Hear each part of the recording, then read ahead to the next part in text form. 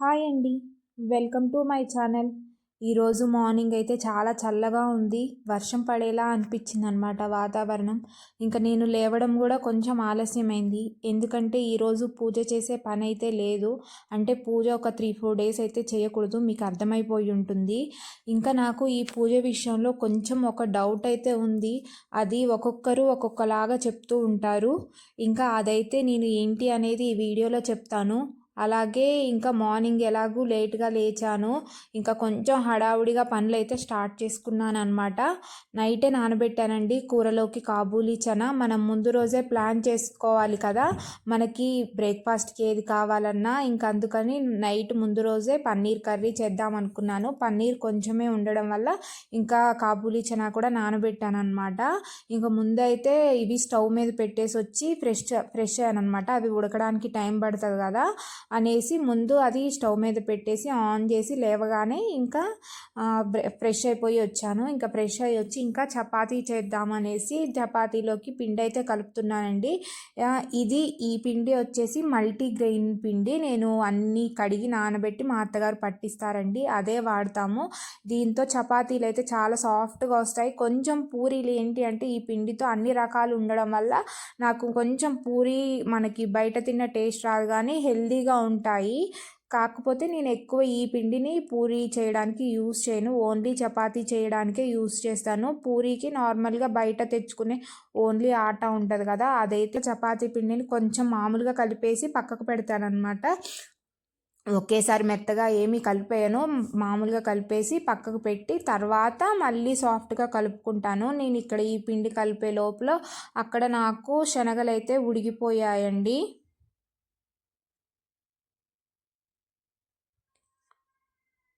చూశారు కదా, ఇంకా ఇక్కడైతే నేను ఇంకా ప్రెషర్ తీసేసి శనగలు ఒకసారి చెక్ చేస్తున్నాను.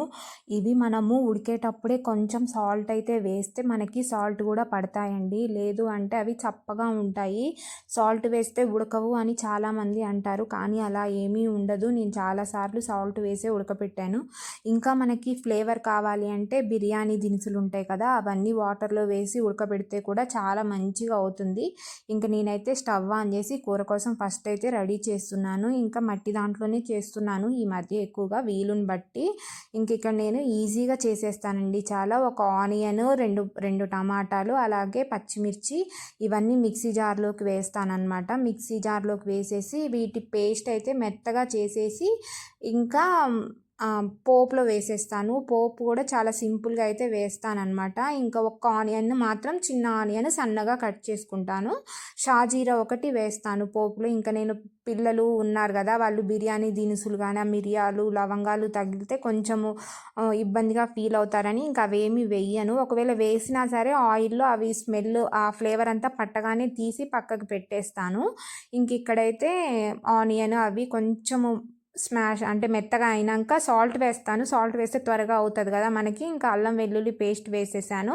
ఇంక ఈ మిక్సీ చేసుకున్న పేస్ట్ అయితే ఇంకా వేసేసానండి. ఇది కొంచెము మనం దీంట్లో కొంచెం మూత పెట్టి కొంచెం సేపు మగ్గించామంటే దాంట్లో ఉన్న పచ్చితనం అంతా పోతుంది. అలాగే మనకి కూర అంటే గ్రేవీ సపరేట్గా మనము గ్రేవీ కోసము పెరుగు కానీ అవి వేయాల్సిన అవసరం ఉండదు. చెప్పాను కదా నేను అంతకుముందు వీడియోలో కూడా, పెరుగు అనేది వేడి చేయకూడదు, అందుకనేసి నేను గ్రేవీలోకి వాడడం మానేశాను. ఇంకా మనకి కావాలంటే కాజు కానీ ఇలాంటివి వేసుకుంటే మనకి గ్రేవీ మంచి టేస్ట్ అయితే వస్తుంది. ఇంకా అది పక్కకు పెట్టేశాను.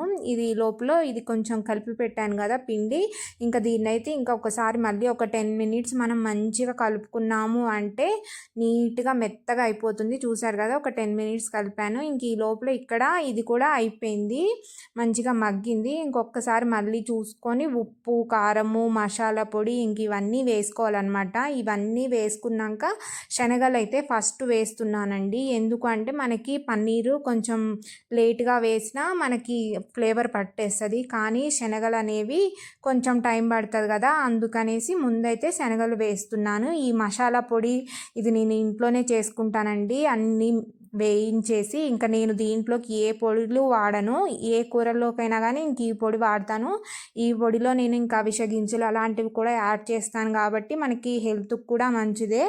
ఇంక ఇలా మనకి తెలియకుండానే కొన్ని కిచెన్లో చేంజెస్ చేసుకోవడం వల్ల మన హెల్త్కి కూడా మంచిదే కదా. అలాగే ఈ శనగలు కూడా ప్రోటీన్ ఫుడ్ కాబట్టి మంచి ఫుడ్. ఇవి కూడా మనము ఎక్కువ కూరల్లా తినడానికి కానీ లేకపోతే ఉడకబెట్టుకొని మనకి ఈవినింగ్ స్నాక్స్లా తినడానికి కానీ మనకి చాలా బాగుంటాయి. ఇవి మనం కొన్ని మిక్సీ చేసుకొని వేసుకున్నాము అంటే మనకి గ్రేవీ కూడా బాగా వస్తుంది. ఇంకా నేనైతే మిక్సీ చేయలేదు, కొంచెమే ఉన్నాయి అన్నట్లు. ఇంకా వాటినే కొంచెము గట్టిగా స్పూన్తో అదిమాను, మనకి గ్రేవీ మంచిగా అవుతుందని. ఇంకా నేను ఇక్కడ పన్నీర్ అయితే వేసేసాను. ఇవి ఒక 5 మినిట్స్ అట్లా ఫస్ట్ శనగల్ని అలా ఉంచేసి పన్నీర్ కూడా వేసాను. పన్నీర్ని నేనేమి వేయించనండి, మనకి వేయించితే పన్నీరు గట్టిగా అయిపోతుంది. మనకి పన్నీరు మనము డేట్ చూసుకొని తెచ్చుకోవాలి, లేదా ఇంట్లో ప్రిపేర్ చేసుకున్న బాగానే ఉంటుంది.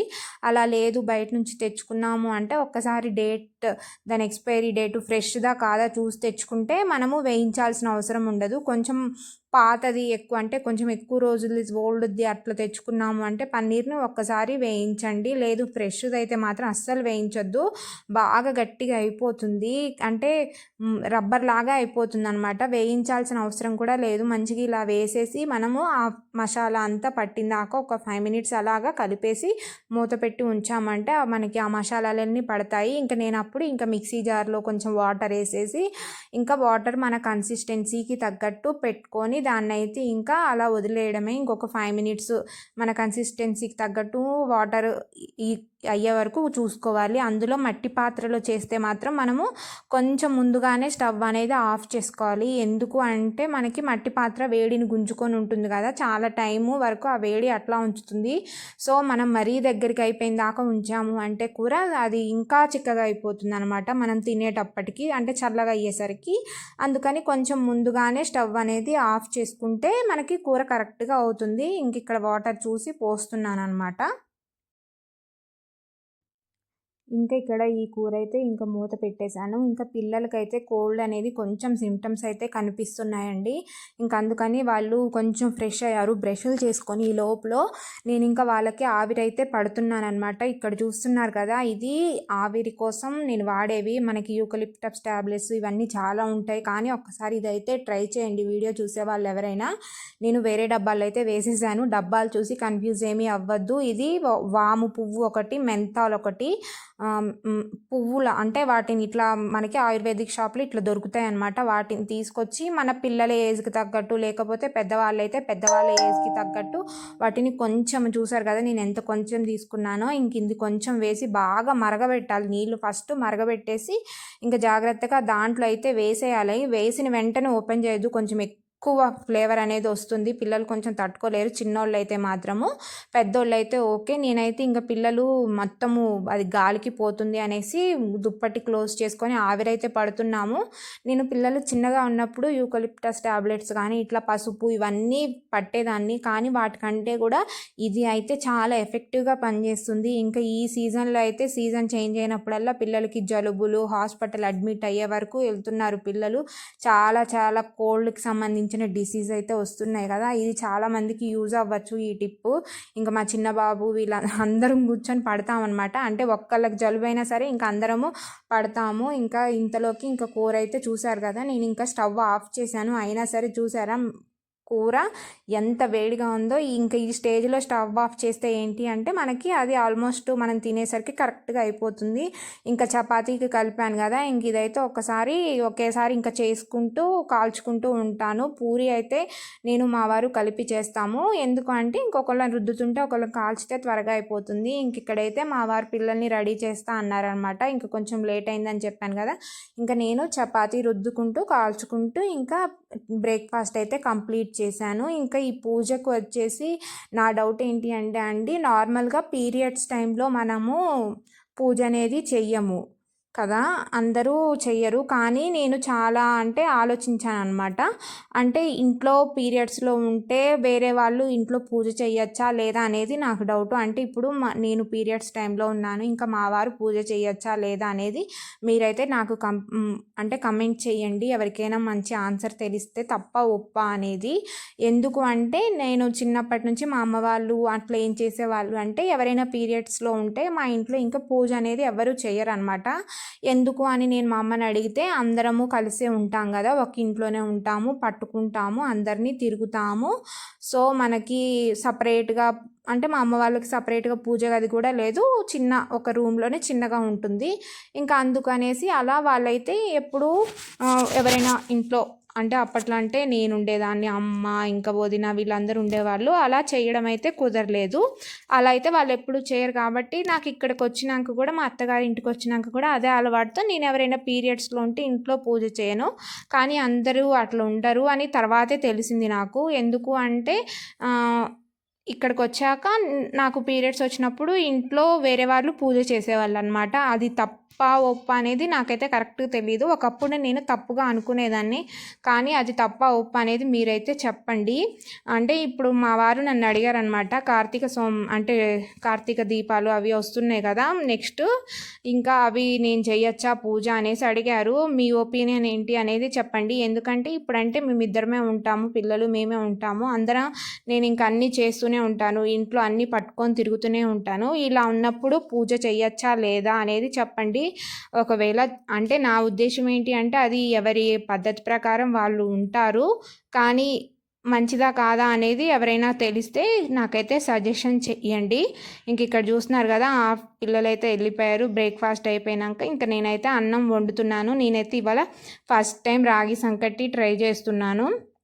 నార్మల్గా ఎవరైనా చేస్తే తినడం కూడా నేను 2 సార్లు ఏమో తిన్నాను, అంతకు మించి తినలేదు. ఎప్పటి నుంచో నాకు చేయాలని కోరిక, కానీ పిల్లల కోసం సపరేట్గా చేయాలి, మా కోసం సపరేట్గా చేయాలి అనేసి ఎప్పుడు చెయ్యను అనమాట. రాగి జావా అవి తాగుతారు కానీ ఇంకా ఇదైతే ఎప్పుడు ట్రై చేయలేదు. ఎందుకంటే మా దగ్గర ఎక్కువ తినరు కాబట్టి. ఇంకా మార్నింగ్ చేసిన గ్రేవీ కొంచెం ఉంది అనేసి పిల్లలు చపాతీయే స్కూల్కి కూడా పట్టుకెళ్ళారు. ఇంకా అందుకనేసి రాగి జావా అయితే ఒక మంచి రెసిపీ సెలెక్ట్ చేసుకొని చేస్తున్నాను. 1 కప్పు బియ్యాన్ని అయితే మంచిగా ఉడకబెట్టుకొని, ఇంకా ఇదిగోండి రాగి పిండి, ఇది ఇంట్లో పట్టించిందే, ఇంట్లో పట్టిస్తాను రాగి పిండి కూడా. ఇంకా ఇదైతే మంచిగా పెట్టేసి ఆవిరికి అట్లాగా 10 గ్లాసెస్ వాటర్ పోసానండి. మంచిగా మెదగినాక ఈ రాగి పిండి అనేది వేసేసి అట్లాగా ఒక 2 మినిట్స్ 3 మినిట్స్ అట్లా మనం మూత క్లోజ్ చేసి ఉంచాలి.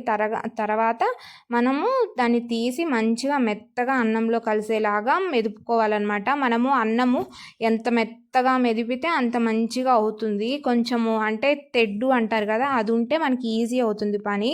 కానీ ఇంక ఇక్కడైతే గంటెతో కదా కొంచెం కష్టమైపోయింది అనమాట నాకు. దీంట్లో నేను కొంచెం నెయ్యి వేసాను, చూసారు కదా మంచిగా ఉడికినాక. ఇంక ఇక్కడైతే మొత్తం కలపడానికి ట్రై చేసినాను గంటెతో. అలాగే ఈ ఫోన్ వీడియో తీసుకుంటూ కొంచెం కష్టమైంది, కాకపోతే ట్రై చేశాను. టేస్ట్ అయితే చాలా మంచిగా వచ్చింది. కానీ నేను చిన్న పొరపాటు ఏం చేశాను అంటే, మార్నింగ్ చపాతీలోకి చేసిన గ్రేవీ కర్రీ అనేది కొంచెం కారం తక్కువ ఉందన్నమాట. నాకు అనిపించింది దీంట్లోకి కొంచెం స్పైసీగా ఉంటే బాగుంటుంది. ఇది చప్పగా ఉంటుంది కదా కొంచెం, మనం ఎంత సాల్ట్ వేసినా సరే దాంట్లోకి. అందుకే అంటారు రాగి సంకటి నాటుకోడి పులుసు అయితే బాగుంటుంది అని. ఇంకా అలాగా ఎప్పుడైనా అంటే ఇంక ఇప్పుడైతే నాన్ వెజ్ తినాం కాబట్టి ఎప్పుడైనా ఇంక ఈసారి నాన్ వెజ్ ఉన్నప్పుడైతే మంచిగా చేసి పెడతాను. ఇంకా ఏది చేసినా మా వారైతే అసలు నాన్ వెజ్జే తినరు కాబట్టి ఇంకా నాకు అంత ఇంట్రెస్ట్ కూడా అనిపించదు చేయాలి అంటే. చాలా బాగా అయితే వచ్చింది ఇది, అంటే ఇంకెప్పుడైనా చేసుకోవచ్చు అనే కాన్ఫిడెన్స్ అయితే వచ్చిందనమాట. ఇంకా మార్నింగ్ ఉన్న గ్రేవీతో తినేసాను. ఇంకా సపరేట్గా కూర ఏం చేయలేదు. ఇంకా ఉసిరికాయ పచ్చడి అయితే వచ్చింది. మీరు కూడా పెట్టారా లేదా అనేది కమెంట్ చేయండి. అలాగే వీడియో నచ్చితే లైక్ చేయండి, షేర్ చేయండి, సబ్స్క్రైబ్ చేయండి. Thank you so much for watching. Thank you.